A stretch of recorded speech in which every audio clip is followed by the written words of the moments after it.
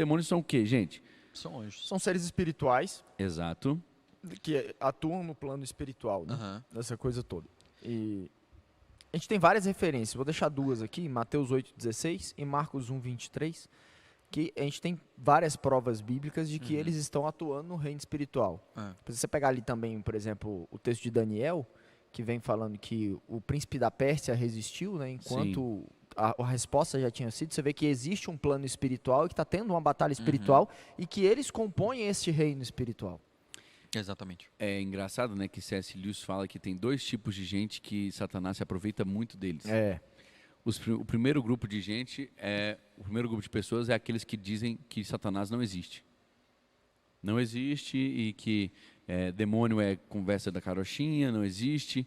E quando você fala isso, você acaba invalidando muitas das coisas que Jesus Cristo fez. Sim. Ele exorcizou inúmeras vezes em seu ministério. Mas se o diabo não existe, quem tentou Jesus no deserto? Quem tentou Jesus no deserto? Exatamente.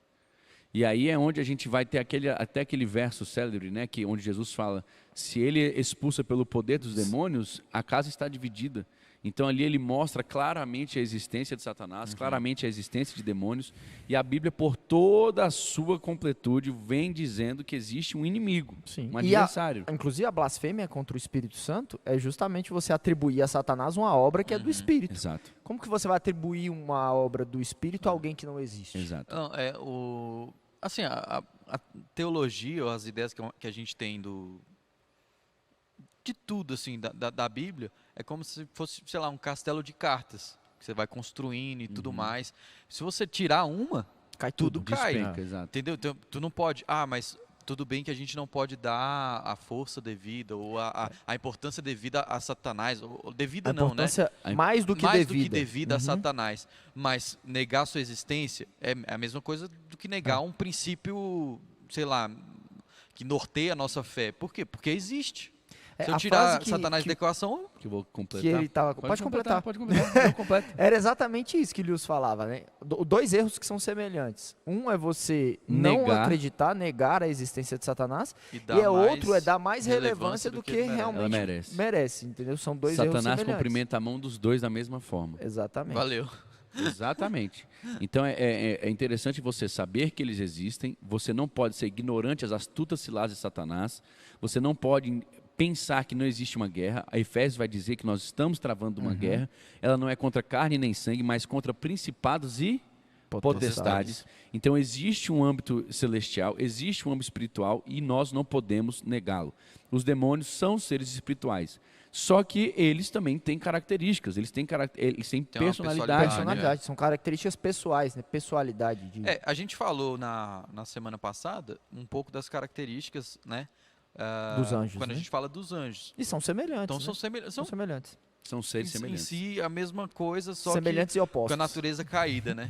Então, eles são pessoas, assim, possuem pessoalidade, têm intelecto, né? Sabem, por exemplo, a gente vai ver lá em Marcos 1, 24, 34, eles sabem que Jesus era o Filho de Deus, né? Eles podem influenciar as pessoas, a gente vê isso em vários textos também. E a única diferença entre os anjos e os demônios é exatamente essa, é o caráter.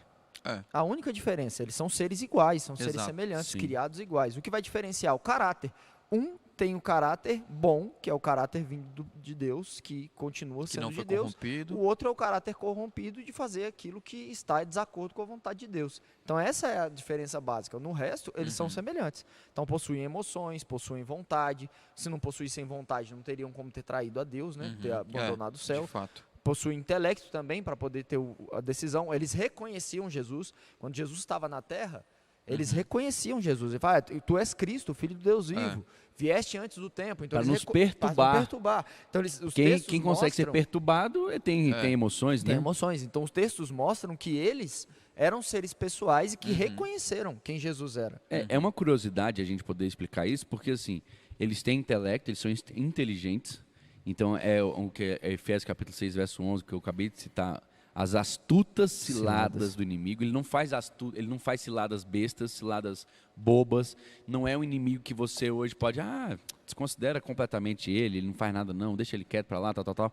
Não, você tem que ser, hoje você não pode ser ignorante, você não pode ignorar que ele tem capacidade de ferir, que ele tem capacidade de prejudicar. E o campo de batalha que Satanás vai lutar contra a gente é o da mente, É. né? Exato. Então, por exemplo, É uma batalha de argumentos, que o pastor Batalha de Daniel sempre argumentos. gosta de dizer. e é interessante, por exemplo, se a pessoa começa a ter uma visão sobre demônios mitológica, digamos assim, né, fantasiosa, quando você vai ver nas mitologias e tal, são bichos, são não sei o que, tarará, tarará, né, são monstros enormes, mas Sim. quando a gente vai ver, é muito mais parecido com uma pessoa, né, que está ali tentando te influenciar e ganhar na sua mente, né, essa guerra, do que algo que vai usar uma força bruta, vai, né, personificar de alguma forma. Então, assim, vamos aqui para a gente poder, mais uma vez, trazer esse amparo bíblico. Eles têm intelecto, a gente já citou alguns exemplos, que eles sabiam quem era Jesus, Emoções. eles sabem que eles podem influenciar pessoas, segundo, eles têm emoções, eles se estremecem.